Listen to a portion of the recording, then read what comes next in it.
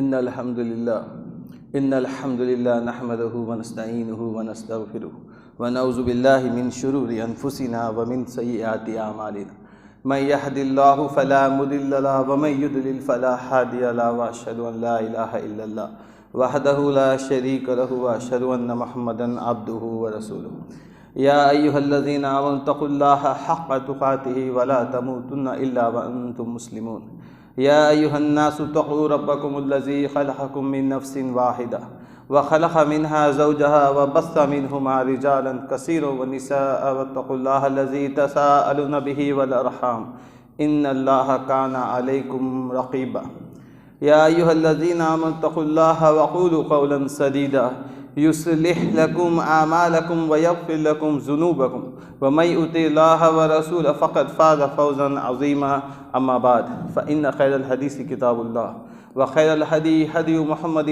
صلى الله عليه وسلم وشر الأمور محدثاتها وكل محدثة بدعة وكل بدعة ضلالة وكل ضلالة في النار فأعوذ بالله من الشيطان الرجيم بسم الله الرحمن الرحيم وما أصابكم من مصيبة فبما كسبت أيديكم ويعفو عن كثير رب اشرح لي صدري ويسر لي أمري واحلل عقدة من لساني يفقهوا قولي رب زدني علما رب زدنی علما۔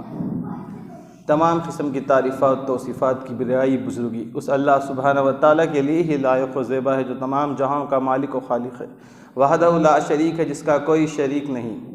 لاکھوں کروڑ درود و سلام ہو ذات مقدسہ مطہرہ جس کا نام اسم گامی احمد مصطفیٰ حضرت محمد صلی اللہ علیہ وسلم ہے، اور سلامتی ان تمام متبعین پر اللہم صلی علی محمد وعلی آل محمد کما صلیت علی ابراہیم وعلی آل ابراہیم انک حمید مجید، اللہم بارک علی محمد وعلی آل محمد کما بارکت علی ابراہیم وعلی آل ابراہیم انک حمید مجید۔ حاضرین مسجد، معزز بزرگوں اور نوجوان ساتھیوں، پیارے بچوں، السلام علیکم ورحمۃ اللہ وبرکاتہ۔ بڑی سعادت مندی کی بات ہے، میں سب سے پہلے اللہ کا شکر ادا کرتا ہوں اور منتظم کا بھی شکر ادا کرتا ہوں کہ مجھ جیسے ایک ادنا سے طالب علم کو یہ موقع فراہم کیا کہ میں آؤں اور کچھ قرآن و حدیث کی روشنی میں بتا سکوں۔ یہ شہر منچریال سے کچھ یادیں بھی وابستہ ہیں، چند بات کروں گا تھوڑی سی کہ یہ منچریال میں ہی میں پڑھا ہوں، انجینئرنگ کرا ہوں، اس لیے یہاں سے مجھے تھوڑی نسبت ہے۔ اللہ کا یہ شکر ہے، بڑی سعادت مندی ہے، جس شہر میں پڑھا تھا انجینئرنگ وہیں مجھے موقع فراہم کیا گیا ہے، الحمدللہ رب العالمین۔ اب آئیے، موضوع آج کا میرا گناہوں کے اثرات انسانی زندگی پر۔ ویسے تو گناہوں کے اثرات انسان کی دنیاوی زندگی اور اخروی زندگی دونوں پر میسر ہوتے ہیں، مگر خاص طور پہ جیسے میرا موضوع ہے زندگی انسانی، جو دنیاوی زندگی میں کیا مرتب ہوتے ہیں، کیا وہ اثرات ہیں جو انسان کو خود اس دنیا میں ہوتے ہیں، اس کے بارے میں انشاءاللہ میں بتانے کی کوشش کروں گا۔ اللہ سبحانہ و تعالیٰ سے دعا ہے کہ مجھے حق بات کہنے کی اور ہم سب کو اس پر عمل کرنے کی توفیق عطا فرمائے، آمین یا رب العالمین۔ قرآن مجید میں جیسا کہ میں آیت پڑھا، وما اصابکم من مصیبت فبما کسبت ایدیکم ویعفو عن کثیر، اور تمہیں جو مصیبت بھی آتی ہے تمہارے اپنے ہی کرتوتوں کے سبب سے آتی ہے، اور وہ تمہارے بہت سے گناہوں کو درگزر کر دیتا ہے۔ جو بھی مصیبتیں آتی ہے وہ ہمارے ہی کاموں کے وجہ سے آتی ہے، اور قرآن مجید میں یہ اسلوب ہے کہ گزشتہ قوموں نے ایسے سرکشی کی، ایسے گناہیں کی، ایسے گناہوں کا ارتکاب کیا کہ اللہ سبحانہ و تعالیٰ نے انہیں دنیا کی صفحہ ہستی سے مٹا دیا، اور یہ پچھلے قومیں جیسے قوم عاد ہے، سمود ہے اور فرعون کی قوم ہے، تمام قوموں کو بہت بھیانک سزائیں دی گئی ہیں۔ اور ایک اور آیت میں آتی ہے قرآن مجید کی سورہ عنکبوت آیت نمبر 40 میں اللہ سبحانہ و تعالیٰ فرما رہا ہے، تمام قوموں کا ذکر کرنے کے بعد قوم سمود، عاد، لوط، نوح اور تمام جو سرکش قومیں ہیں، قوم لوط کا بھی ذکر کرنے کے بعد اللہ تعالیٰ یہاں فرما رہا ہے، فَقُلًا أَخَذْنَا بِذَنْبِهِ فَمِنْهُمْ مَنْ أَرْسَلْنَا عَلَيْهِ حَاصِبًا وَمِنْهُمْ مَنْ أَخَذَتْهُ صَيْحَةٌ وَمِنْهُمْ مَنْ قَصَفْنَا بِهِ الْأَرْضَ وَمِنْهُمْ مَنْ أَغْرَقْنَا وَمَا كَانَ اللَّهُ لیظلمہم ولکن کانوا انفسہم یظلمون۔ اللہ تعالیٰ کہہ رہا ہے کہ فَكُلًّا أَخَذْنَا بِهِ فَكُلًّا أَخَذْنَا بِذَنبِهِ فَمِنْهُم مَّنْ أَرْسَلْنَا عَلَيْهِ، تو ہم نے ان میں ہر ایک کو اس کے گناہ کی وجہ سے پکڑ لیا، تو ان میں سے بعض کو ہم نے پتھروں کی بارش کر دی، اور بعض پر ہم نے زبردست چیخ آ لیا، اور بعض کو زمین کے اندر غرق کر دیا، اور بعض کو ہم نے ڈبو دیا، پانی میں غرق کر دیا، اور اللہ نے ان پر ظلم نہیں کیا بلکہ وہ خود اپنے آپ پر ظلم کرے، انہوں نے خود اپنے آپ پر ظلم کیا۔ اللہ سبحانہ و تعالیٰ گزشتہ قوموں کے بارے میں یہ فرما رہا ہے۔ اب دیکھیے اس میں دو چیزیں ہیں، گناہوں کے اثرات میں گناہ اجتماعی طور پہ ہوتا ہے، انفرادی طور پر ہوتا ہے۔ آج میں دونوں انشاءاللہ ایک کے بعد ایک بتاؤں گا۔ پہلے ہم اجتماعی گناہوں کے اثرات پڑھیں گے۔ گزشتہ جو قومیں ہیں ان پہ اجتماعی طور پر جو گناہ کا مرتکب کیے، جو گناہوں پہ کرے تھے، کثرت سے جو گناہیں کرے تھے، اس کے وجہ سے ان کے اوپر عذابات آئے۔ اور آج ہم ہماری اپنی زندگی میں بھی دیکھ رہے ہیں، جو یہ وبائیں ہیں، جو یہ حکمران جو مسلط ہوئے ہمارے اوپر، یہ بھی ہمارے ہی گناہوں کا سبب ہے۔ تو گزشتہ قوموں میں اللہ تعالیٰ الگ الگ ڈفرینٹ سزائیں دیا، کسی کو پتھروں کی بارش، کہیں پہ حصوں کی، کہیں پر پانی میں غرق کر دیا، کہیں چیخ کے ذریعے اللہ تعالیٰ نے قوم کو وہ کر دیا۔ قوم لوط کے بارے میں آیا ہے، قوم لوط جو تھی وہ کیا کر رہی تھی، وہ ہم جنسی کا شکار تھی، تو اللہ نے کیا کہا، جبریل علیہ السلام کو کہا کہ یہ بستی کو اٹھا دو، جس طرح انہوں نے فطرت کو پلٹ دیا اسی طرح وہ بستی کو پلٹا دیا گیا، بستی کو الٹ دیا گیا۔ اس طرح قوموں کو نست و نابود کر دیا گیا۔ کس بنا پہ؟ کہ اجتماعی طور پہ وہ تو پہلے اللہ سبحانہ و تعالیٰ کے منکر تھے، وہ توحید کے منکر تھے، لا الہ الا اللہ کے منکر تھے، وہ تو سب سے بڑا گناہ ہے۔ اس کے ساتھ ساتھ فطری طور پہ ہم جنسی کے شکار، کوئی ناپ تول میں کمی، کوئی ایسے کسی اور سرکشی میں رہنے کی وجہ سے وہ قوموں کو الٹ دیا گیا، وہ قوموں کو نیست و نابود کر دیا گیا۔ اور یہ سب کا ایک وجہ، بنیادی وجہ یہ بھی ہے کہ لوگوں نے امر بالمعروف نہی عن المنکر کا چھوڑنے کی وجہ سے بھی ایسے گناہ مرتکب ہوتے ہیں۔ جب معاشرے میں اجتماعی گناہیں پھیل جاتی ہیں، اس کا ایک سب سے بڑا سبب یہ ہوتا ہے کہ لوگ امر بالمعروف نہی عن المنکر کا جو فریضہ ہے وہ چھوڑ دینے کی وجہ سے اجتماعی گناہیں مرتکب ہوتے ہیں۔ اگر معاشرے میں دیکھیں گے، آج ہم اجتماعی گناہوں میں ملوث ہیں، ہر کوئی۔ ہم اگر اپنا بھی جائزہ لیں گے تو آج جو سودی کاروبار ہے اس کی قباحت ہمارے اندر نہیں ہے۔ سودی کاروبار کیا، اجتماعی طور پہ ہم فیل ہیں اس میں۔ آج سود کے اگر آفسیں ہیں، اگر آپ بظاہر وہ آفس بڑے بڑے دکھتے ہیں، مگر وہ آفسوں میں سودی کاروبار ہوتا ہے۔ قرآن میں آتا ہے سورہ بقرہ میں، جو سود کا ملوث ہے، جو سود لکھنے والا، شاہدین یا کاتبین یا دینے والا، اس کو اللہ تعالیٰ نے کہا کہ اللہ اس کے رسول کے ساتھ جنگ کے مانند ہے۔ یعنی کون ہے یہاں جو اللہ اس کے رسول کے ساتھ جنگ کرنے کے لیے تیار ہے؟ سود کی قباحت ہمارے اندر سے چلے گئی۔ سود ایک ایسا نظام ہے، سود کے وجہ سے جو تقسیم ہے، جو امیر ہوتے جاتا ہے، غریب ہوتا ہے۔ جو تقسیم ہے، جو دونوں میں تقسیم امیر اور غریب کا جو ہے نا، وہ ہمیشہ مینٹین ہوتا ہے۔ کیوں مینٹین ہوتا ہے؟ کیونکہ سود کے وجہ سے جو امیر سود دیتا ہے وہ ہمیشہ امیر رہتا ہے، اور جو غریب سود لیتا ہے وہ غریب ہوتے جاتا ہے، اور دونوں میں محبت، الفت اور اخویت ختم ہو جاتی ہے۔ سود دینے والا لینے والوں کے بیچ میں تعلق ختم ہو جاتا ہے۔ اس کے برعکس کوئی اگر قرضہ دے گا تو دونوں میں محبت، جو قرض حسنہ دے گا تو دونوں میں محبت اور الفت پیدا ہوتی ہے۔ یہ معاشرے میں جو طبقاتی جو امتیاز ہے اس کو ختم کرنے کا بہترین ذریعہ کیا ہے؟ قرض حسنہ ہے۔ ہم قرض حسنہ چھوڑ کر آج سود میں ملوث ہیں۔ لوگ ہر چھوٹے کام کے لیے لون لے رہے ہیں، ہر چھوٹے کام کے لیے ایسے چیزیں کر رہے ہیں جس کے وجہ سے آج ہم کو یہ گناہ ہمارے اوپر آ گیا ہے، اور ہمارے اس کے اثرات ہمارے اندر پائے جاتے ہیں۔ اور دیکھیے گناہیں اس قدر ہو رہے ہیں گناہیں کہ آج ہمارے معاشرے میں اگر کوئی اچھی بات کہہ رہا ہے تو اس کو کہتے ہیں کہ یہ تو مولوی ہے، اس کی بات کون سنے گا؟ یعنی اچھی بات، جو حق بات کہنے والوں کو نظر انداز کیا جا رہا ہے۔ اور دیکھیے جیسا کہ گناہوں کے تعلق سے آتا ہے، ایک جامع حدیث ہے، ابن ماجہ کی حدیث ہے، گناہ کے اجتماعی اثرات کے تعلق سے ابن ماجہ حدیث کا نمبر ہے 4019۔ اتنی جامع حدیث ہے، اللہ کے نبی صلی اللہ علیہ وسلم فرماتے ہیں، عبداللہ بن عمر رضی اللہ عنہ اس کے راوی حدیث ہیں، اور وہ مہاجرین کے جماعت کے طرف کہتے ہیں، اے معاشر المہاجرین، اے مہاجرین کی جماعت، جب تم ان میں مبتلا ہو جاؤ گے، اور میں اللہ کی پناہ چاہتا ہوں کہ تم اس میں مبتلا ہو۔ ایک 5 چیزیں ہیں اللہ کے نبی صلی اللہ علیہ وسلم فرماتے ہیں وہ 5 چیزیں میں تم مبتلا مت ہو، میں اللہ کی پناہ چاہتا ہوں تم سے، اے اللہ کے رسول وہ 5 چیزیں کیا ہے؟ صحابہ پوچھتے ہیں تو آپ کہتے ہیں پہلی چیز کہ قوم کا اعلانیہ طور پر فاحش گیری کرنا۔ جس قوم اعلانیہ طور پہ زناکاری کرتی ہے، عریانیت کرتی ہے، فاحش کام کرتی ہے، وہ قوم کے اندر طاعون بھیجا دیا جائے گا۔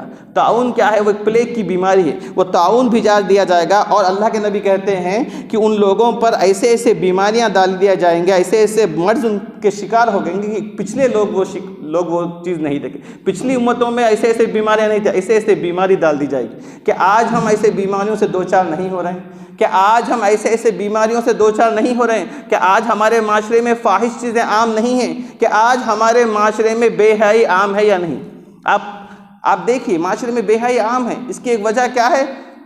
کیونکہ ہم بیماریوں کے شکار ہیں اور ہم ہر آدمی ایک امراض کا مرکز بنتا جا رہا ہے۔ اگر آپ دیکھیں گے کہ دنیا میں صحت مند لوگوں سے زیادہ بیمار لوگ نظر آتے ہیں، کیوں؟ اس کی وجہ کیا ہے؟ اس کی وجہ یہ ہے کہ آج دنیا میں فاحش چیزیں عام ہوتی جا رہی، اور اس کے وجہ سے آج بیماریوں کے ہم شکار ہوتے جا رہے ہیں۔ اور یہ بیماریوں کا شکار میں یہ کہتا ہوں کہ آپ لوگ اپنا محاسبہ کر لیجئے، میں میرا کروں گا، آپ اپنا کریں محاسبہ۔ ہم یہ نہیں کہہ سکتے کہ جو ہم بیماری سے دوچار ہو رہے ہیں میرے حد تک محدود ہے، نہیں ہے، کہیں نہ کہیں آپ کی بدکاری، آپ کی فاحش گوئی کی وجہ سے میں اور میرے بچے متاثر ہیں، اور میری بدکاری، میری فاحش گوئی کی وجہ سے آپ اور آپ کے بچے متاثر ہیں۔ یہ کھلے طور پر پورے لوگوں پر مرتب ہو رہے ہیں، اس کے وجہ ہم بھی ہیں، ہم اسی لیے ہیں۔ اگر ہم اس میں ہم ملوث نہیں بھی ہے تو ہم نے فریضہ امر بالمعروف نہی عن المنکر کا فریضہ چھوڑ دیا، ہم نے لوگوں کو حق بات بولنے کا فریضہ چھوڑ دیا، ہم لوگوں کو منکرات سے روکنا چھوڑ دیا۔ یہی وجہ ہے کہ یہ اثرات ہمارے اندر ہے، ہمارے لوگوں میں ہم جب دیکھتے ہیں تو ہم نے ایک کام چھوڑ دیا، آج ہمارے بچے متاثر، ان کے بچے متاثر۔ اب یہ وقت ہے کہ ہم ذمہ داری سے کہیں، کہ ہم ذمہ داری سے یہ کہہ دیں کہ ہاں اس کے وجہ ہم ہے، اور اس پہ کام کریں۔ پہلے مرض کو پہچانیں گے تو پھر اس کا علاج ہوگا۔ ہم مرض کو پہچانتے نہیں، ہم یہ سمجھتے ہیں فلانا ملوث ہے فاحش، مجھے کیا۔ نوجوان ہمارے مساجد سے دور ہے، نوجوان موبائل کے فونوں میں گھنٹے گھنٹے گزارتے ہیں، ہمارے کانوں پہ جو نہیں دوڑتی، ہم کوئی غور و فکر نہیں کرتے۔ آخر کیوں؟ ہمارے گھر کے معاشرے کو ہم صحیح نہیں کر سکتے۔ کس نام کا قرآن و حدیث کہتے ہیں؟ قال اللہ قال رسول کی تعلیم کہاں گئی؟ اللہ کے نبی صلی اللہ علیہ وسلم کیسے تھے؟ آپ کے اخلاق کیسے تھے؟ جب نوجوانوں میں جاتے تھے ان کے پسندیدہ باتیں کرتے تھے، ان کو متاثر کرتے تھے، جب بڑے لوگوں میں رہتے تھے ان کو بھی متاثر کرتے تھے۔ ہر عمر والوں کے پاس جا کے آپ شفافیت کے ساتھ، دیانت داری کے ساتھ پیش کرتے تھے اسلام کو۔ آج ہم وہ تعلیمات کو پیش کرنے کی ضرورت ہے، آج نبی کے اخلاق کو اپنے اندر لانے کی ضرورت ہے۔ نوجوان جو ہے ان کی شادیاں کرائیے، جو شادی کر سکتے ہیں ان کو شادی کرائیے، جو نوجوان برائی میں ملوث ہے ان کو اس کا متبادل بتائیے، کیونکہ ہم متبادل نہیں بتاتے، نوجوان بزیر اس میں ملوث ہے۔ جب نوجوانوں کو کچھ کام دیجئے، سوشل ایکٹیویٹی دیجئے، کچھ نہ کچھ کام میں بزی رکھیے، جب تک ہم ان کو چھوڑ دیں گے وہ شیطان کا کھلونا بنیں گے۔ عمر بن خطاب رضی اللہ تعالیٰ، ایک شخص آ کے پوچھتا ہے، ایک نوجوان، یا عمر بن خطاب، وہ پوچھتے ہیں کیا تم شادی شدہ ہو؟ وہ کہتا ہے نہیں ہوں۔ پھر کرتے کیا ہو؟ میں خالی رہتا ہوں۔ آپ کہتے ہیں تم تو پھر شیطان کا کھلونا ہو، کیونکہ شیطان تم سے کھیل لے گا۔ تو نوجوان کو چاہیے بزی رکھے، کام کے ذریعے کسی بھی چیز میں، نمازوں میں جڑے، روزہ رہیے۔ اللہ کے نبی صلی اللہ علیہ وسلم کہتے ہیں اگر نوجوان روزہ نہیں، شادی نہیں کر سکتا تو روزہ رہو، نفل روزے رہنا شروع کریے۔ دوسری چیز، ناپ تول میں کمی۔ اللہ کے نبی صلی اللہ علیہ وسلم کہتے ہیں کہ جو ناپ تول میں کمی کرتا ہے، جو تاجر ناپ تول میں کمی پیشی کرتا ہے، ویسے لوگوں پر قحط ساری آئے گی، مہنگائی بڑھ جائے گی، اور ظالم حکمرانوں کی زیادتی ہوگی، ایسے حکمران مسلط ہو جائیں گے۔ آج دیکھیے ہمارے تاجر، ہم جو بزنس کرتے ہیں، ہم بھی اسی سوسائٹی کا حصہ ہے کہ آج شفافیت کے ساتھ تجارت ہوتی ہے۔ ایسے ہر چھوٹی چیز، یہ تو بڑی تجارت ہو، چھوٹی سی مارکیٹ سے شروع کر کے بڑے کمپنی تک دھوکہ دری ہو رہی، پروجیکٹس لے رہے ہیں دھوکے پہ، گوشت بیچ رہے ہیں دھوکے پہ۔ یہ کیا ہو رہا ہے؟ یہ معاشرے میں ناپ تول میں اس قدر کمی ہو رہی، اس قدر معاشرے میں دھوکہ ہو رہی، تو کیا اللہ کی رحمت آئے گی؟ کیا اللہ کی خوشنودی ملے گی؟ ہمیں نہیں ملے گی۔ جب دھوکہ ہوگا تو پھر قحط ساری آئے گی، جب دھوکہ ہوگا تو یہ حکمران، ظالم حکمران مسلط ہو جائیں گے۔ آج مسلط ہے ہمارے اوپر، اللہ کی پناہ اس سے۔ اور تیسری چیز، زکوٰۃ کی، اجتماعی طور پہ زکوٰۃ کو چھوڑ دینا، زکوٰۃ نہیں ادا کرنا۔ زکوٰۃ نہیں ادا کرنے سے بارش نہیں پڑتی، بارش نہیں آئے گی۔ اور اللہ کے نبی صلی اللہ علیہ وسلم فرماتے ہیں جو بارش ہے، اگر یہ چوپاہے، یہ جانور، چرند اور پرند نہیں ہوتے تو ایک ایک بوند بھی نہیں پڑتی. وہ جانور ہے اسی لیے ہمیں بھی پانی مل رہا ہے، ورنہ اللہ تعالیٰ ہمارے گناہوں کے اوز ہمیں پانی بھی نہیں برساتا تھا، ہم پیاسے مر جاتے تھے. تو اللہ تعالیٰ یہ چیز بھی ہمارے اندر کمی ہے. اور چوتھی چیز، جب لوگ اللہ اور اس کے رسول کے عہد و پیمان کو توڑ دیں گے، عہد و پیمان کو توڑ دیں گے، تو اللہ تعالیٰ، اللہ کے نبی فرماتے ہیں باہری دشمن ان پہ مسلط ہو جائیں گے اور جو بھی ان کے پاس ہے وہ چھین کر لے جائیں گے. یہ بھی ہو رہا ہے. ہم اللہ کا عہد، اللہ کا کیا عہد ہے؟ ایک تو عہد جو عالم ارواح میں رہے، کیا تھا؟ قالوا بلا، یعنی ہم تمہاری عبادت کریں گے. اللہ سے ہم نے عہد کر رکھا، پھر وہ عہد کو ہم پسے پست رکھ دیا. ہم نے اللہ اس کے رسول کے عہدوں کو پسے پست رکھ دیا، اور پھر یہ چیز بھی مسلط ہو گئی کہ باہری سے دشمن آ جائیں گے اور ہمارے پاس جو بھی ہے وہ چھین لیا جائے گا. اور پانچویں چیز یہ ہے، جب ان کے حکمران کتاب اللہ کے مطابق، جب حکمران کتاب اللہ کے مطابق فیصلے نہیں کریں گے، قرآن کے بتائے ہوئے قوانین کے مطابق اپنی فیصلے نہیں کریں گے، جب ایسے لوگوں پر اختلاف آ جائے گا، اندرونی پھوٹ پیدا ہو جائے گی، خود اختلاف میں ملوث ہو جائیں گے. کہ آج ہماری اسلامک جو بھی نام کے اسلامی حکومت پھوٹ میں نہیں ہے، لڑ رہے ہیں، جھگڑ رہے ہیں. اسلامی حکومت تو دور کی بات ہے، ہم خود آپس میں لڑ رہے ہیں، جھگڑ رہے ہیں. یہ کیا ہو رہا ہے ہمارے ساتھ؟ یہ اختلافات کیوں ہیں؟ یہ اختلافات اسی ہے کہ ہم نے قرآن کو معیار نہیں بنایا، قرآن کی آیتوں کو حجت نہیں بنایا. جو قوانین قرآن مجید میں ہیں وہ قوانین کو نہ ہم معاشرے میں ڈالے، نہ انفرادی طور پہ ہمارے اوپر نافذ کیا. آج شریعت ہمارے کو ماتا نہیں، ہمارے بچوں کو ہر چیز پتہ ہے، سوشل اسٹڈیز، سائنس، جغرافی، نہ جانے کیا کیا، میتھس، انگلش، لیکن قرآن مجید کا ترجمہ نہیں پڑھتے. قرآن کے جو اصول ہے، اسلوب ہے، اسے اپنایا نہیں. قرآن کی قوانین کس کے لیے ہے؟ کیا جانوروں کے لیے؟ یہ ہمارے لیے. ہمارے محاسبہ ہوگا، حساب کتاب پوچھا جائے گا، تو کل کے دن ہم کیا جواب دیں گے؟ تو قرآن مجید کو جب اس کے حساب سے فیصلے کریں گے، اس کی قوانین کو زندگی میں اتاریں گے، اس کی شریعت پہ پابندی کریں گے، تو جب پھر اختلافات بھی نہیں ہوگے. آج مزید اختلاف چل رہے ہیں، اور اختلافات ایسی چیز ہے، قرآن میں آتا ہے وَاعْتَصِمُوا بِحَبْلِ اللَّهِ جَمِيعًا وَلَا تَفَرَّقُوا.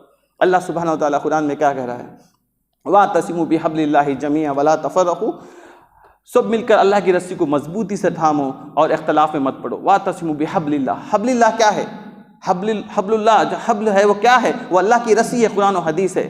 جب قرآن و حدیث کو پکڑیں گے جب ہی اختلافات سے بچیں گے. آج اختلافات کا جڑ یہی ہے کہ ہم قرآن و حدیث نہیں پکڑتے. ہم ہر ایک کا سننے کو تیار ہے، ہم ہر ایک بصرہ والے کی سنتے ہیں، کوفہ والے کی سنتے ہیں، مدینے والے کی نہیں سنتے. امام الانبیاء کی باتوں پہ اگر ہم حجت قائم کر دے، امام الانبیاء جو کہہ دے وہی حقیقت ہے، سرخم تسلیم ہو جائے، پھر ہمارے اندر کے اختلافات ختم ہو جائیں گے، ہمارے رسم و رواج ختم ہو جائیں گے، آبا و اجداد کی تقلید چھوڑ دیں گے، اطاعت اور اتباع کریں گے. یہ اطاعت اور اتباع کرنا ہے تو پھر قرآن کو حجت مانو، قرآن کی قوانین کو اپنانا شروع کر دو. یہ پانچوں چیزیں ہیں. اب یہ اجتماعی طور پہ تھی باتیں. بسم اللہ.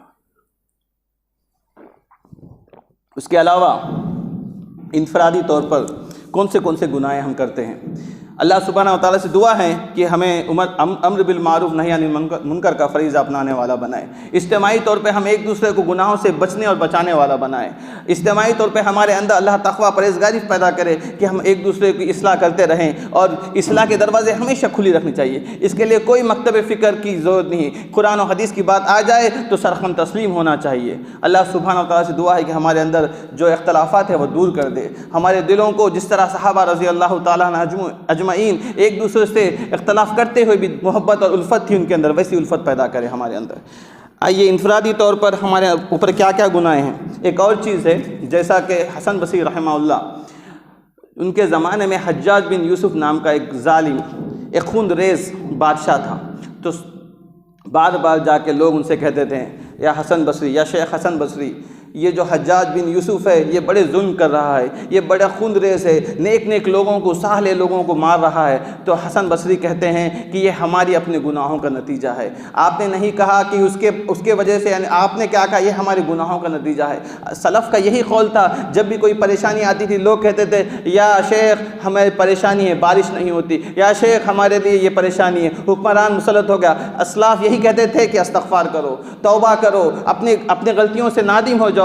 ہر ایک کا یہی تھا. آج ہم غلطی کسی اور پہ ڈھونڈتے ہیں، اپنے آپ پر نہیں ڈھونڈتے. ہمیں چاہیے کہ کثرت سے استغفار کریں، اجتماعی طور پر بھی استغفار کریں، ایک دوسرے کو اچھے معاشرہ بنانے کے لیے انکریج کریں. اولین جو معاشرہ تھا، اللہ کے نبی صلی اللہ علیہ وسلم جو اولین معاشرے کو تشکیل کیا، وہ یہی بنیاد پہ تھا. قُلُوا لا الہ الا اللہ تفلحوا، پہلے عقیدے کی درستگی ہے، اس کے بعد ایک دیگر تمام اس اسلوب کو اپنانا بہت ضروری ہے۔ اب دیکھیں انفرادی طور پر کیا گناہ مرتب کرتے ہیں، جیسا کہ ابو ہریرہ رضی اللہ عنہ فرماتے ہیں، ایک حدیث ہے، اب تھوڑے اچھے باتیں سنتے ہیں، اچھے بھی سنتے ہیں انشاءاللہ، گناہوں کے بھی سنتے ہیں۔ جو انسان نیک ہوتا ہے، جو انسان اللہ کی خوشنودی حاصل کرنے کے لیے دن رات کوششیں کرتا ہے، جو اخلاص والا ہوتا ہے، جو اللہ سے محبت کرتا ہے، امام بخاری رحمہ اللہ اپنی مایاناز کتاب میں لکھتے ہیں، 3209 حدیث نمبر ہے، اس میں آتا ہے کہ اللہ تعالیٰ کسی بندے سے جب محبت کرتا ہے تو ندا آتی ہے، وہ ندا لگاتے ہیں، اے جبریل تم بھی فلاں بندے سے محبت کرو، اللہ اس سے محبت کرتا ہے۔ تو جبریل علیہ السلام آسمان والوں سے کہتے ہیں، اے آسمان والوں فلانا بندہ اللہ سے محبت کرتا ہے، اللہ بھی اس سے محبت کرتے ہیں، آپ بھی اس سے محبت کیا کرو۔ اور آسمان کے جو فرشتے ہیں وہ زمین والوں سے کہتے ہیں کہ فلاں بندے سے اللہ محبت کرتا ہے، اے زمین والوں تم بھی اس سے محبت کرو، اور چند ہی دنوں میں وہ مقبول بن جاتا ہے وہ لوگوں میں۔ کس بنیاد پہ؟ اگر بندہ خالق کی محبت میں رہے تو مخلوق کے دلوں میں بھی اس کے لیے محبت پیدا ہو جاتی ہے، مخلوق بھی اس سے چاہنا شروع کرتے ہیں۔ اور آپ آج دیکھتے ہیں، میں ایسے نام سنتا ہوں، دعویٰ کہ اس میں پھرتا ہوں، ایسے لوگ ہیں جن کے نام سے لوگ محبت کرتے ہیں، فلاں شخص تھے کتنا اچھا کام کرے، شیخ عثیمین، شیخ بن باز، شیخ ابن تیمیہ، ایسے لوگوں کو آج بھی ہم محبت کرتے ہیں، ابن قیم، یہ تمام لوگ کون تھے؟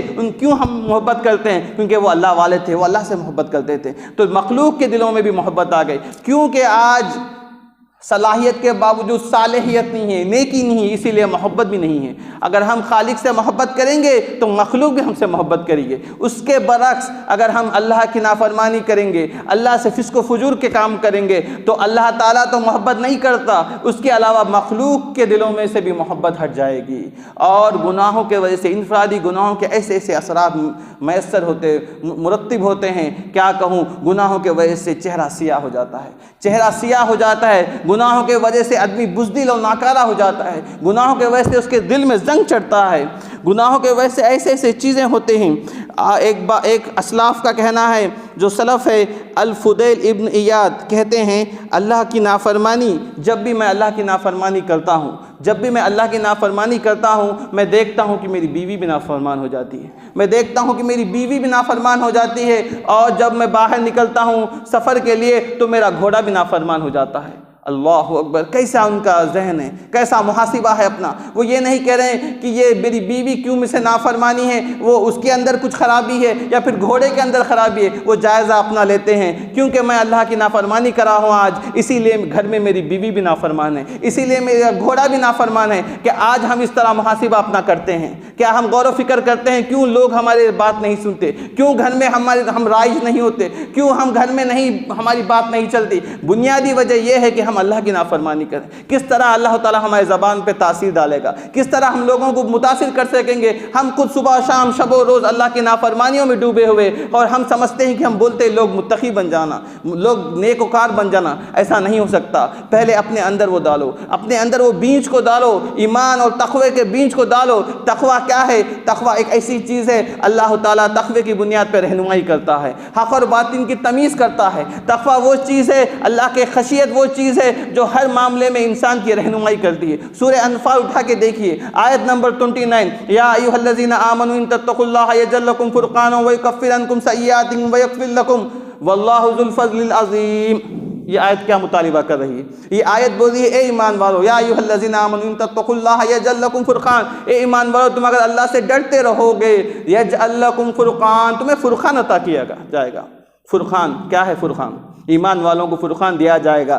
فرقان وہ چیز ہے، اگر آپ دیکھیں گے جنگ بدر کے دن جو فتح ملی تھی اسے یوم الفرقان کہا گیا، کیونکہ اس دن باطل ملیا مٹ ہو گیا، حق غالب آ گیا، اور عمر بن خطاب کو فاروق کہا گیا، کیوں؟ کیونکہ وہ حق کا ساتھ دیے، باطل کو چھوڑ دیے۔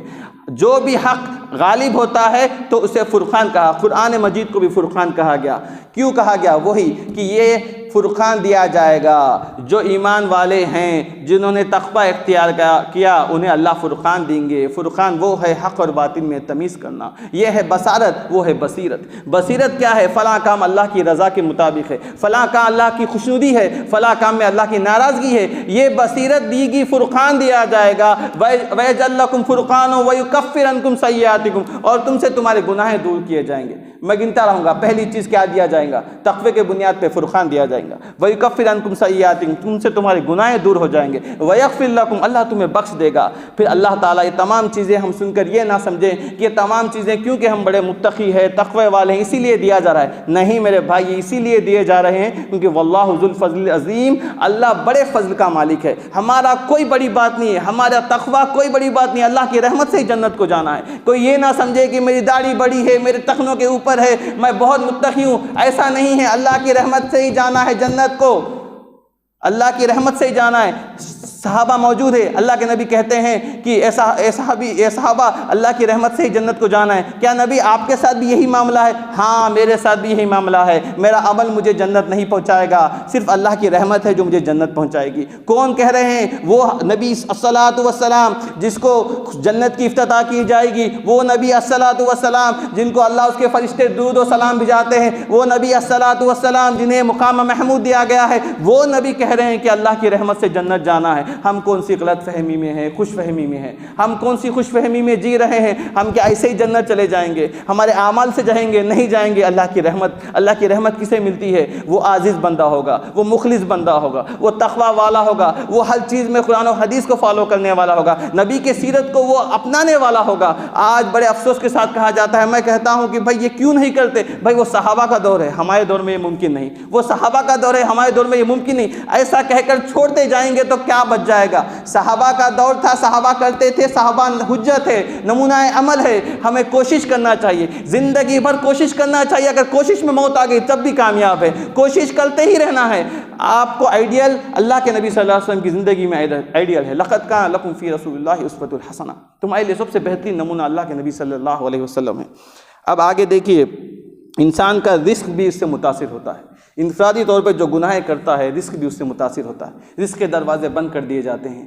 جو گناہ کرتا ہے بار بار جو رزق اسے دیا جانا تھا وہ رزق اس کے گناہوں کی وجہ سے بند کر دیا جاتا ہے. رزق اس سے دور ہو جاتا ہے. اور آج کیا ہم نہیں دیکھتے ہمارے معاشرے میں نوجوان خالی رہنے کا بڑی وجہ یہی ہے کہ گناہوں میں ملوث ہے. ہم بھی اس کے زمرے میں آتے ہیں. گناہ جو بھی کرے گا رزق اس سے متاثر ہو جاتا ہے، رزق ختم ہو جاتا ہے. اور ایک بات اور ہے، جو دل ہوتا ہے وہ دل میں تقویٰ ہوتا ہے. اللہ کے نبی صلی اللہ علیہ وسلم فرماتے ہیں کہ جو دل ہے یہ سلامت ہے تو پورا جسم سلامت ہے. اگر یہ بگڑ گیا، ایک گوشت کا ٹکڑا ہے اگر وہ سلامت ہے تو پورا جسم سلامت ہے. اگر وہ بگڑ گیا تو پورا جسم بگڑ گیا. وہ گوشت کا ٹکڑا کیا ہے؟ وہ دل ہے. دل میں تقویٰ ہوتا ہے، ایمان ہوتا ہے. اور اللہ کے نبی صلی اللہ علیہ وسلم فرماتے ہیں جس گھر میں کتا ہے فرشتے نہیں آ سکتے. سب کو معلوم ہے، حدیث معروف حدیث ہے. فرشتے نہیں آتے، تصویریں ہیں تو بھی فرشتے نہیں آتے، کتا رہے تو فرشتے نہیں آتے. شیخ ابن تیمیہ رحمہ اللہ اس سے استدلال کرتے ہوئے کہتے ہیں اگر گھر میں کتا ہے تو فرشتہ نہیں آتا. جس دل میں شہوت ہے، جس دل میں شہوت کے کتوں کو پال رکھا ہے اس دل میں اللہ کا نور علم نہیں آ سکتا. اللہ کا نور علم نہیں آ سکتا. میں لکھ کر دے رہا ہوں، یہ بات نوٹ کر لیجئے. جس کے دلوں میں شہوت ہے، جو خواہشات پہ مبنی ہے، اس کے دل میں علم نہیں آ سکتا، تقویٰ نہیں آ سکتا. یہی وجہ ہے آج ہمارے بچوں کو ہم کتنے بار پڑھا رہے ہیں مگر بچے پاس نہیں ہوتے. بچے ایک چیز سمجھ نہیں سکتے کیونکہ وہ دل میں شہوتیں پیدا ہو گئی ہیں. آج ہمیں وہ شہوتوں کو نکالنا ہے. آج وہ دل سے ہمیں تقویٰ، اخلاص، ایسے صفات کو متصف کرنا ہے. جب جا کے ان کو اللہ والے بنیں گے، جب جا کے وہ کامیاب اور کامران بنیں گے. کبھی برائی کو چھوڑ کر دیکھو، پھر کوئی چیز پڑھ کر دیکھو کیسا یاد ہوتا. وہ دینی بات ہو یا دنیاوی بات کے لیے بھی ہمارے گناہوں کو چھوڑنا پڑے گا، بدکاری کو چھوڑنا پڑے گا. گناہ، جو بچہ ٹی وی نہیں دیکھتا، جو بچہ میوزک نہیں سنتا، وہ بچہ آپ کو غالباً شارپ دکھے گا، ذہن اس کا تیز دکھے گا. کیوں دکھے گا؟ کیونکہ اس نے برائی کو نہیں جانتا. وہ جو بھی ایک دو صف پڑھے گا قرآن مجید کی وہ یاد کر لے گا، بہترین یاد کرے گا. آج جس کے گھر میں ٹی وی نہیں ہے ان کے بچوں کو دیکھو، ان کا ذہن تیز رہے گا. اور جس کے پاس ٹی وی موجود ہے یا پھر موبائل دیا پھر غارت ہو گیا وہ بچہ. نہ وہ دنیا میں پاس ہو سکتا نہ دین میں پاس سکتا. یہ حقیقی بات ہے. جس طرح ایک کمرے کو صاف کرنے کے لیے اگر گندا پانی کھلا ہے نل، وہ کمرہ صاف کریں، زندگی بھر صاف کرو، صاف نہیں ہوتا. اس نل کو بند کرو پھر صاف کرو، کمرے کی صفائی ہوگی. ایک طرف برائی کا ڈور کھلا ہے، ایک طرف گناہ کر رہے ہیں، دوسری طرف صفائی کی بات کر رہے ہیں. اس گناہ کو بند کرو، پھر اس نیکی سے میسر کرو، پھر اس کو معزین کرو، مزین کرو، اس دل کو خوبصورت بناؤ، پھر دیکھو کوئی بات جمتی ہے. گناہوں کو بند کرنا ضروری ہے. اس پہ اجتماعی طور پہ، انفرادی طور پہ بھی اس کے اثر ہمارے زندگی پر میسر ہو رہے ہیں. اور لذت بندگی، اطاعت، فرما برداری نیک کاموں سے آتی ہے۔ جس قدر برائی میں ملوث رہتے ہیں ہمارے اندر سے وہ لذت بھی ختم ہو جاتی ہے۔ اور نبی الصلاۃ والسلام فرماتے ہیں کہ وہی بات تھی جو میں بتایا، اور ایک قرآن کی آیت ہے، الا بذکر اللہ تطمئن القلوب، دلوں کو جو اطمینان ہے، دلوں کو سکون اللہ کے ذکر سے ملتا ہے۔ ہمیں چاہیے کہ کثرت سے اللہ کا ذکر کرے۔ قرآن کی بے شمار آیتیں ہیں ذکر کے تعلق سے، فاذکرونی اذکرکم واشکروا لی ولا تکفرون۔ یہ آیت کیا مطالبہ کرے؟ فاذکرونی اذکرکم واشکروا لی ولا تکفرون۔ اللہ کہہ رہے مجھے یاد رکھو، مجھے یاد رکھو، اذکرکم میں بھی تمہیں یاد کروں، واشکروا لی ولا تکفرون میرا شکر ادا کرتے رہو، کفران نعمت نہ کرو۔ اذکرونی سے مراد، ذکر سے مراد نماز عبادت ہے، اس کے ساتھ ایک اور بھی چیز ہے، فاذکرونی سے مراد اللہ کو ہر معاملے میں یاد رکھو۔ اگر تم تاجر ہو تو وہ معاملے میں اللہ کو یاد کرو، اگر تم امام ہو تو لوگوں کے لیے آسانی پیدا کرو، شفافیت کے ساتھ بات رکھو، لوگوں کے لیے قرآن و حدیث پیش کرو۔ اگر جو بھی فیلڈ میں ہو، تم اگر ڈاکٹر ہو تو وہاں بھی لوگوں کے لیے آسانی پیدا کرو۔ فاذکرونی اذکرکم، اللہ بھی تمہیں یاد کرے گا۔ کیسا یاد کرے گا؟ تمہارا سکہ جما دے گا، لوگوں میں تمہارے لیے محبت پیدا کر دے گا، تمہیں تاجر ہو تو تمہیں بزنس میں کامیاب کر دے گا۔ تو ہر معاملے میں اللہ کو یاد کرو، اللہ بھی تمہیں یاد کرے گا۔ اور ایک چیز ہے، انفرادی طور پر جب گناہیں کرتے ہیں،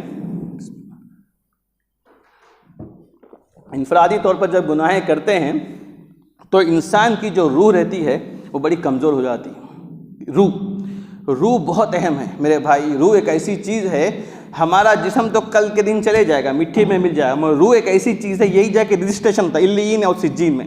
اگر نیک روح ہے تو علیین میں جائے گا، اگر بدبخت ہے تو سجین میں اس کا رجسٹریشن ہوگا۔ علیین کیا ہے؟ جنت میں رجسٹریشن کا ٹکٹ ہے، سجین کیا ہے؟ جہنم ہے۔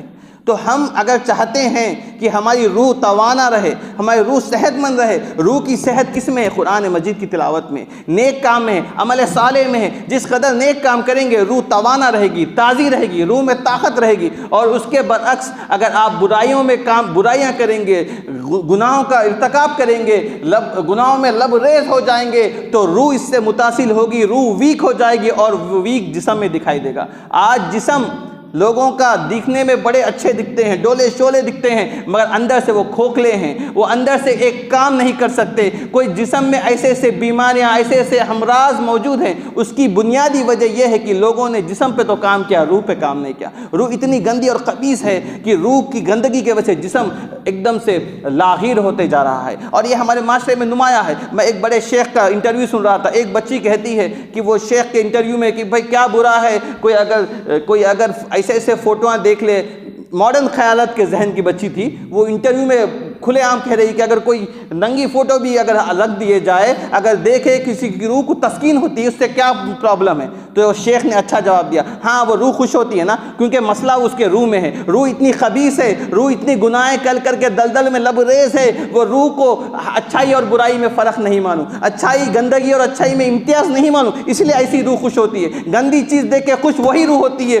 جس روح کو اللہ کا ذکر نہیں مانوں، جس روح کو نماز نہیں مانوں، جس روح کو عمل صالح سے کوئی واسطہ نہیں، ایسی روح خوش ہوتی ہے۔ جو روح نیکوکاروں کی رہتی ہے، جو روح میں تقویٰ پرہیزگاری رہتی ہے، وہ روح گندگی کو دیکھتی ہے تو نظریں نیچے کرتی ہے، وہ روح اگر برائی کو دیکھتی ہے تو وہ وہاں سے چلے جاتی ہے۔ ایسی روح کا روح بھی تازی رہتی ہے، جسم بھی تازہ رہتا ہے۔ شیخ بن باز رحمہ اللہ 90 سال کی عمر میں ہر روز مکتب کو جاتے تھے، کام کرتے تھے۔ ان کے شاگرد کہتے ہیں یا شیخ بن باز آپ اتنے بڈھے ہو گئے ہیں، اتنے ضعیف ہو گئے ہیں، آپ نابینا بھی ہے، آپ کی صحت کا راز کیا ہے؟ آخر کیوں آپ اتنے توانا ہے، اتنے تندرست ہے؟ تو شیخ بن باز کہتے ہیں ان کے شاگردوں کو کہ میں دیکھنے میں میرا جسم ایسا دکھتا ہے، میں اندر سے روح میری مضبوط ہے، روح مضبوط ہے، روح توانا ہے، اسی لیے آپ اتنا کام آسانی سے کرتے تھے۔ آپ کے تعلق سے کہا جاتا ہے کہ جب آپ عمروں کو جاتے تھے، لوگ تھکے ہوئے سوئے ہوئے رہتے، رات بھر آپ تہجد پڑھتے تھے، رات بھر آپ نمازیں پڑھتے تھے۔ میرے خود ایک پڑوسی رہ چکے ہیں ریاض میں، شیخ اقبال کیلانی نام کے، آپ جانتے ہوں گے، ان کی کئی کتابیں ہیں۔ آپ کو اگر آپ دیکھیں گے، آپ کی عمر 80 سال کے قریب ہے، ماشاءاللہ شیخ کو جب بھی دیکھتا ہوں میں ایک دم توانا، ذکر و اذکار میں رہتے ہیں، نماز کے لیے پیدل جاتے ہیں، قرآن کی تلاوت کرتے ہیں، کتابیں لکھنے میں مصروف رہتے ہیں، درس و تدریس کا کام کرتے ہیں۔ آخر اتنا کام کیسا کر سک رہے؟ وہ اسی لیے کر سک رہے کہ انہوں نے روح پہ کام کیا۔ ان لوگ اتنے اس لیے سکون ان کی زندگی میں اسی لیے ہے کہ انہوں نے روح پہ کام کیا۔ ہم دیوانے ہیں، ہم بظاہر کام کرتے ہیں، اندر کی روح کا ہمیں فکر نہیں، روح خبیث بن جائے ہمیں فکر نہیں۔ ہمیں چاہیے کہ اپنی روح کی غذا کو ڈھونڈے۔ روح کی غذا قرآن مجید میں ہے، روح کی غذا ذکر و اذکار میں ہے، روح کی غذا اللہ اس کے رسول کی اطاعت اور فرما برداری میں ہے۔ اور ایک شخص آتا ہے، ابن قیم رحمہ اللہ کی کتاب ہے، ماہ ناز کتاب ہے، انسانی زندگی پر گناہوں کے اثرات۔ اس میں ایک مکالمہ تھا، مجھے بہت پسند آیا، انشاءاللہ وہ مکالمہ بھی سناتا ہوں۔ ایک شخص آتا ہے، شیخ ابراہیم بن ادھم، شیخ کے پاس آتا ہے ایک شخص، اور وہ کہتا ہے یا شیخ میں بسم اللہ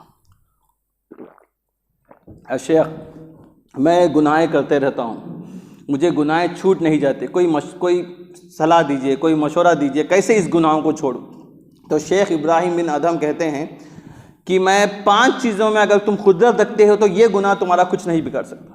5 چیزیں میں بتاؤں گا، اگر تم یہ 5 چیزوں میں قدرت رکھتے ہو تو یہ گناہ تمہارا کچھ نہیں بگاڑے گا۔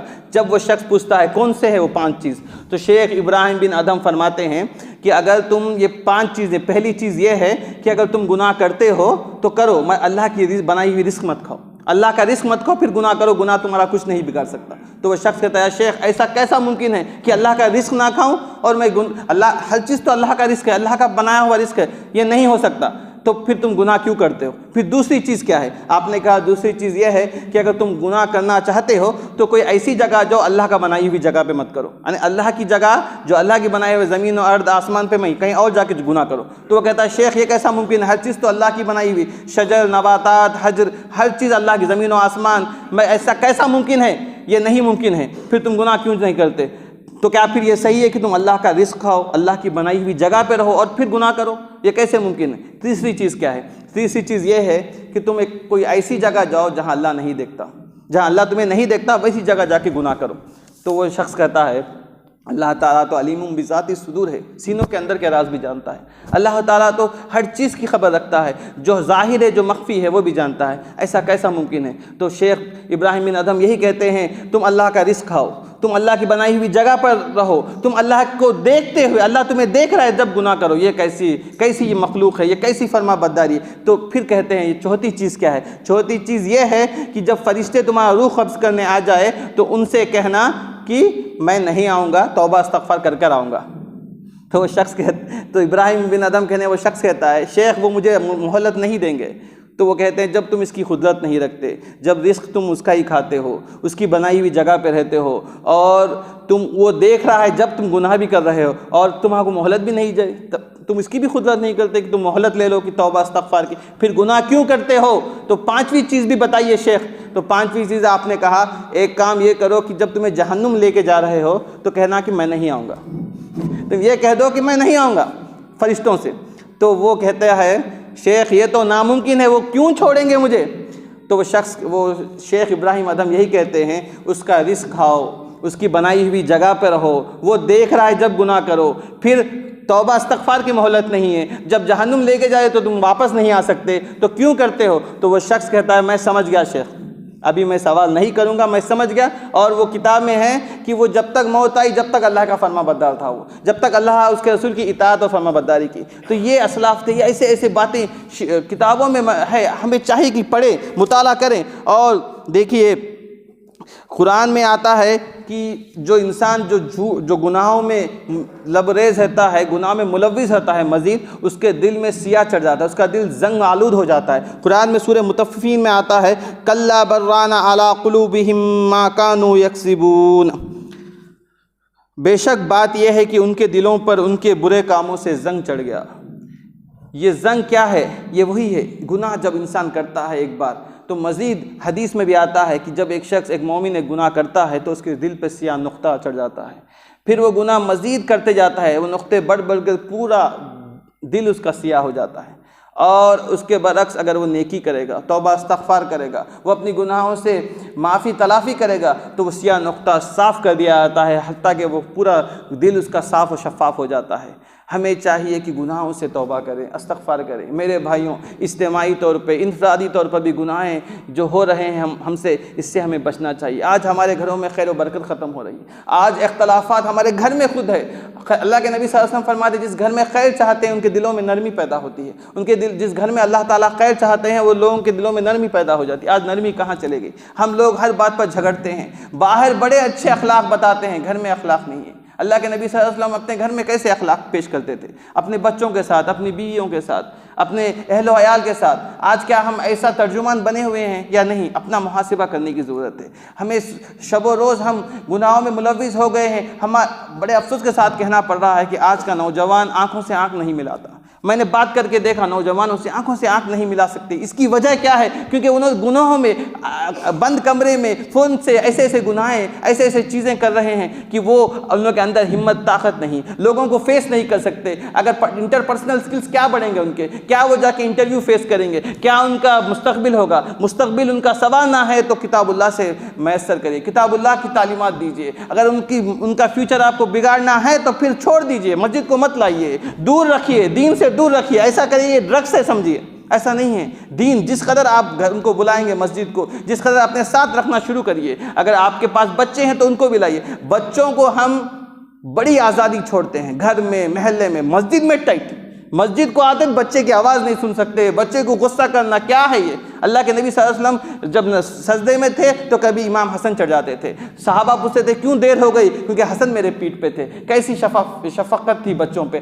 آج ہم بچوں کو کھلی چھوٹ، گھر میں، مسجد میں نہیں، مسجد میں بڑے ٹائٹ کریں، یہ نہیں، اسلام نہیں، یہ اسلام کا تعلیمات نہیں۔ ان کو یہاں سے محبت ملنا چاہیے، اس مسجد سے ان کو محبت اور الفت ملنا چاہیے۔ یہ کہاں چلے گئے؟ اور آج ہم ہر چیز کے لیے وقت ہے، ہمارے لیے دین کے لیے وقت نہیں ہے۔ دین کے لیے وقت نکالا کرو۔ یہ مسجد ماشاءاللہ بہت بڑی خوشادہ ہے، بڑی وسیع بھی ہے، الحمدللہ آپ خوش نصیب ہے۔ جب ہم تھے اس زمانے میں مسجد ہی نہیں تھی، اور ویسے جب ہم چیز جانتے بھی نہیں تھے، الحمدللہ اب مسجد بھی آ گئی، اب مسجد بھی آ گئی، اتنی بڑی وسیع مسجد ہے۔ اور یہ مسجدیں ہمارے مسجدیں خالی نہیں، قال اللہ قال رسول کی تعلیمات ہوتی ہیں، اطاعت اور اتباع پہ بات ہوتی ہے۔ یہی مسجدوں کو چمٹے رہو۔ یہ مسجدوں کے تعلق سے آتا ہے، جو شخص مسجدوں کو چمٹے گا اللہ کا عرش کے سایہ ملے گا وہ نوجوان کو۔ مسجدوں کی اہمیت کیسی ہے؟ مسجدوں کو آباد کرنے کی ضرورت ہے، معصیتوں سے بچنے کی ضرورت ہے، برائیوں سے بچنے کی ضرورت ہے۔ اللہ سبحانہ و تعالیٰ سے دعا ہے کہ ہمارے اندر تقویٰ پرہیزگاری عطا فرمائے، ہمارے اندر کے جو برائیاں ہیں اللہ سے دور کر دے۔ اللہ سبحانہ و تعالیٰ ہمارے اندر محبت اور اخوت پیدا کرے۔ سبحانک اللہم و بحمدک، اشہد ان لا الہ الا انت، استغفرک و اتوب الیک۔ وآخر دعوانا الحمدللہ رب العالمین۔